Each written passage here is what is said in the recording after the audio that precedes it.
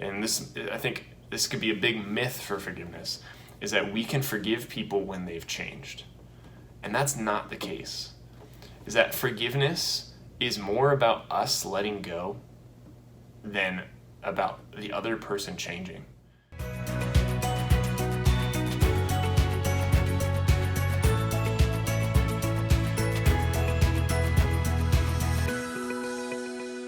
Hello everybody, my name is Adam Cross, and I am an associate marriage and family therapist in Southern California. I'm also a youth minister, and today I want to talk about how to forgive. So forgiveness 101, and this is kind of this is a hard topic for a lot of people because it can be really easy to carry around a lot of hurt and pain and anger, and forgiveness is something that is challenging, I think, for everybody. So when we're talking about forgiveness, I think the first step really is that we have to acknowledge that we need to forgive. And that is probably the hardest step. A lot of us don't want to admit, and myself included, there's times where it's easy to say, I don't need to forgive that person. I'm not angry at them. It's in the past. Don't worry about it. But we carry it around and we're in denial that, hey, this is affecting us. I think the first step to forgiveness is accepting, hey, I'm not okay with this, that this is something that's bugging me, and that's okay. That there can be anger and there can be hurt, and it's not gonna be easy to just jump over that, right? We can't go over it, we have to go through it. So first step in forgiving is accepting that you need to forgive. Like, I'm carrying around this anger and this hurt. And so that's going to be processing what's going on. It's going to be looking at the anger and the hurt that you have within you. And it's okay to be angry, right? Like, anger is a reaction that we have to an injustice. So it is okay to be angry, but we're not allowed to just sit in it. Like, Christ doesn't call us to be angry for our whole lives. If we're angry about something, we're called to healthy action to fight injustice, but we're not called to sit in that anger. And it's also looking at the hurt, right? Why are we hurt? What's going on with us? What is that touching in us that is really difficult for us? And it's something that we can talk through with somebody and make sense of, right? But again, not to sit in it. If we sit in hurt forever, we kind of develop that victim mentality, right? But taking that hurt and taking the anger, processing it, making meaning of it. And that's what therapy is all about. And understanding what's going on with us and what has happened to us is the first step in forgiveness. So it's looking at what is actually going on and unpacking your anger and hurt. So the second step in forgiveness is really being able to imagine what it's like to forgive somebody. For a lot of us, that's really difficult because if we're so angry at somebody, it's like we can't even imagine like not being angry at them. But that's the second step, is what would it look like to let go of that anger and that hurt, to start forgiving someone in that way. And it requires us to be creative and to be imaginative. If you didn't have to carry around that anger and that hurt, how would your life look? Like, what would your interactions be like, or just even your daily habits? How would that change? So imagining forgiveness is kind of that first step, because if we can't imagine something, it's going to be hard to even do it, to take a first step, because we have no idea what it looks like. It doesn't mean that you're just going to jump right in and forget everything, but it does mean that you can imagine, how would life be different if I was to forgive this person? And I think Scripture gives us a really good example, actually a lot of good examples of forgiveness, and we're looking at God's mercy towards us. And probably the prime example is right behind me in this photo is the return of the prodigal son. You think about it, the return of the prodigal son, and we've heard this a million times, is that the son doesn't come home because he's sorry. Like, he doesn't have a contrite heart.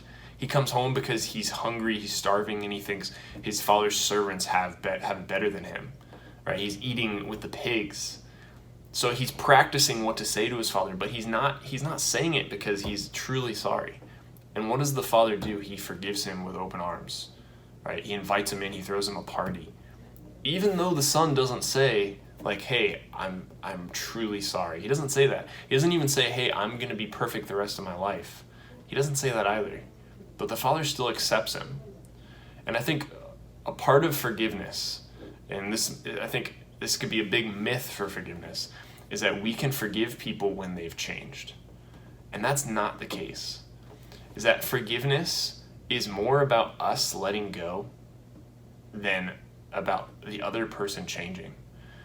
The hard truth is that we don't need someone to say, "I'm sorry," in order to forgive them. It would be nice, it would be wonderful if everybody we needed to forgive came to us and was accountable and said they were sorry, but that's simply not the case. I heard a saying, actually through an alpha video on forgiveness, that holding a grudge or holding out on forgiving somebody is like drinking a poison and expecting that person that you're angry at to die. It's like drinking a poison yourself and thinking it's going to harm the other person. That when we hold on to things, it doesn't actually hurt the person, but it weighs us down and it burdens us, and it makes our lives so much more difficult, and we're less free to live and love as we're called to love. Okay, so first step in forgiving is acknowledging the anger and the hurt, making sense of it, making meaning of it, accepting it, recognizing it. And then the second step is imagining what it means to forgive that person. And that's going to mean without conditions, right? To not say, "I'll forgive you if," but to say, "I forgive you, I'm letting this go." The third step for forgiveness is asking for God's help. To ask for God's grace to help you forgive. Because as human beings, we can't do this on our own. There's a lot of anger and a lot of hurt, and sometimes it feels unbearable. And we think, how could I ever forgive this person? They've done such terrible things. And that's where we need God's help. We often can't forgive, but God can forgive through us. So if you feel like you can't do it, that's okay. Through Christ, right, we can do all things. So the third step is asking for God's help, asking for God's forgiveness. Forgiveness doesn't mean that we just forget and just don't put any boundaries again on that person. Forgiveness can mean that we let go, but we still hold healthy boundaries, that we're still taking steps to live healthier lives. It doesn't mean that we fall back into unhealthy habits or relationships or situations, but it means that we let go of the burden of what can be hate, anger, or hurt, and that we move on and we let God work in our lives towards healthier living. I say it all the time in my videos, but we're called to live life to its fullest. Right? Christ came to live life and that we can have it more abundantly. When we're forgiving, we are letting God work in our lives.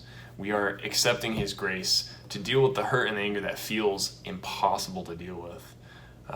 And we're able to take steps to live life to its fullest. That means setting boundaries. That means making better choices, being aware of what's going on with you and why you do what we do. At the end of this video, I really want to emphasize that I'm not saying that forgiving people means that you go right back into unhealthy situations.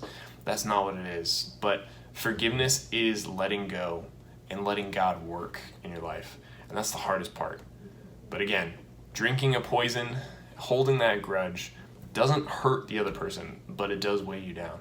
And Christ calls you for more than that. Christ calls you to live life to its fullest. With forgiveness, there is an aspect of giving up control, that we're giving our hurt and our pain and our circumstances and our fears to God, and that God's going to work in us and protect us and love us. And that's really what we're called to do in trusting in God. Forgiveness is hard, and sometimes it is impossible, but God is waiting to do amazing things through you, and He's waiting to guide you to peace and healing through real steps, through real time, through real work. So begin to take those steps. Begin to take real practical steps to heal, to live life more fully today. I know this is a hard topic, and it's not something that I take lightly when it comes to heavy burdens that we carry and having to forgive other people. So if you have any questions, feel free to comment below, shoot me an email, and thank you for watching. Hit that subscribe button, and God bless.